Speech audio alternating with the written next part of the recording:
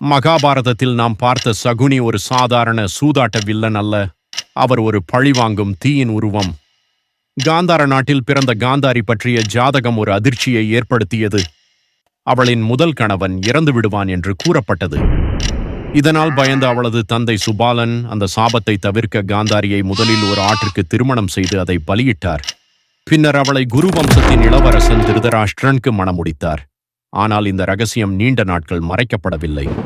உண்மையை அறிந்த பீஷ்மர் கடும் கோபத்தில் சுபாலனையும் அவரது குடும்பத்தையும் சிறையில் அடைத்து தினமும் ஒரு கையளவு உணவு மட்டுமே வழங்க உத்தரவிட்டார். பசியால் வாடி அந்த குடும்பம் ஒரு தீர்மானம் எடுத்தது. குரு வம்சத்தை அழிக்க ஒருவன் உயிருடன் இருக்க வேண்டும். அந்த நம்பிக்கை முழுவதும் ஒரே மனிதனிடம் இருந்தது, சகுனி. ஒவ்வொரு நாளும் அவர்களது குடும்பத்தினர் பசியால் உயிரிழந்தார்கள். அவர்கள் அனைவரும் தங்களது உணவை சகுனிக்கே கொடுத்து அவனை உயிருடன் வைத்தனர். இறுதியில் மரண தருவாயில் இருந்த சுபாலன் சகுனியின் காலை உடைத்து, இந்த வலி உனக்கு எப்போதும் நினைவூட்டட்டும், குரு வம்சத்தை அழிக்க வேண்டும் என்று சொன்னார். மேலும் தனது எலும்புகளை கொண்டு தாயக்கட்டை செய்யும்படி கூறினார். அந்த எலும்பில் செய்யப்பட்ட தாயக்கட்டைகள் பின்னர் சகுனியின் கையில் ஒரு அசாதாரண ஆயுதமாக மாறியது. அந்த தாயக்கட்டைகள் மூலம் நடந்த சூதாட்டம் ஒரு குடும்பத்தின் அவமானத்தை கடந்தது. அது ஒரு பேரரசின் விதியை மாற்றியது.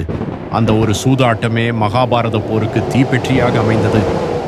ஆக சகுனி உண்மையில் வில்லனா அல்லது தனது குடும்பத்தின் அழிவுக்காக பழிவாங்கிய ஒருவனா? இதே போன்ற மேலும் பல கதைகளை கேட்க RS Kids Wonder Learning சேனலை சப்ஸ்கிரைப் செய்யுங்கள்.